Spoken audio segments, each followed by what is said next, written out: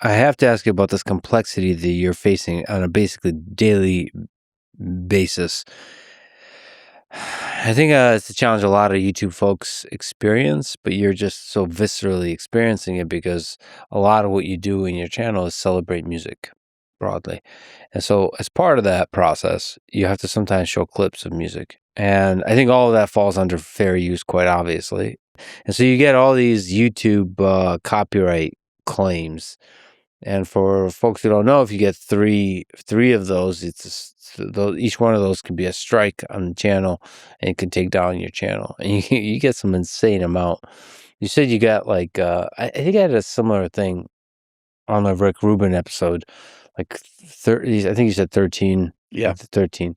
So what? Can you just speak to this whole thing? You've been in a constant battle, WMG, UMG, all the all the 3-letter name record labels, right? The music business people. So what's the story there? Well, this has been going on since the beginning of my channel, and I've made videos periodically. When I first started, it was just instant blocks. So you never knew I started, it'll be 10 years in June. So when I play music in a video, YouTubers were not playing music in videos because of the content ID things and the takedowns and stuff. So I would play music and I would just see what happens. And then you get a content ID claim or you realize that people were quote unquote blockers. And I came up with that term, that they would block your video, take down your video. And I realized at first it was like anything Guns N' Roses, which is still the case, Guns N' Roses, AC/DC, I mean, many bands, Fleetwood Mac, Led Zeppelin. And then something happened. There was that guy on the skateboard on TikTok that had the ocean spray thing, and he was listening to Dreams by Fleetwood Mac. Yep. And that blew up and became a #1 song again. And the labels then realized, I mean, I'd made many videos about why this is wrong and it should be fair use and everything. Well, because of that, the labels like, ooh, maybe we should rethink this. And then they just started demonetizing videos. Demonetize means they get all the money. They get all the money. In a 1-hour video, if you use 20 seconds of a clip, they get all the money. Yeah. Okay. So I hired a lawyer finally after the Rick Rubin video because I thought it was ridiculous. I go over to Tuscany. I interview Rick at his house, and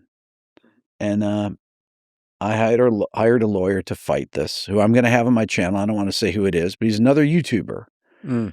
And he had approached me a couple years ago, and it's not cheap to do. You're going to do like a public interview with him? I'm going to do an interview with him, yes. Awesome. I talked to him today about it, actually. I can't wait. Yeah. That would be great.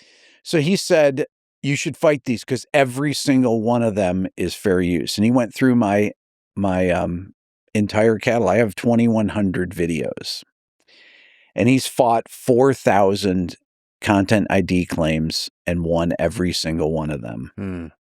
4,000. That's a lot. I mean, when I do top 20 guitar solos, there's 20 content ID claims, you know? It can be either from the sound recording, if I use that, or if I just play it, it can be from the publisher.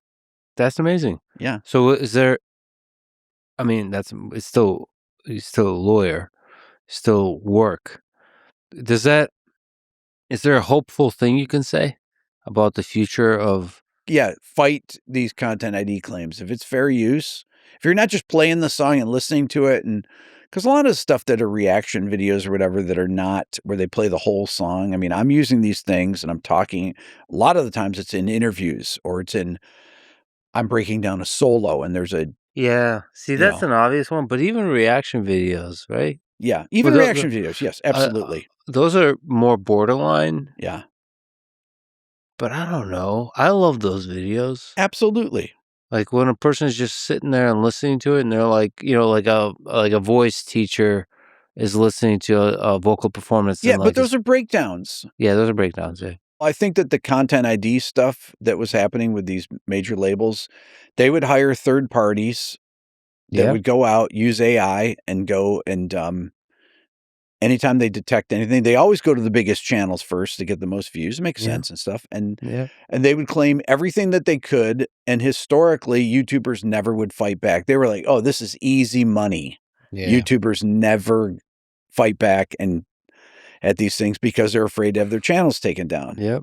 Yeah. So Rick Beato said, "Hold my beer." there you go. So I mean, it's important. So I mean, it took me years though, Lex. I've been doing this. So I've been doing it for 1 year now, and I'm 10 years into my channel. So it took me that long. I mean, hopefully there's a ripple effect also. Yeah. It's not just your situation. Hopefully you don't have to deal with this for much longer.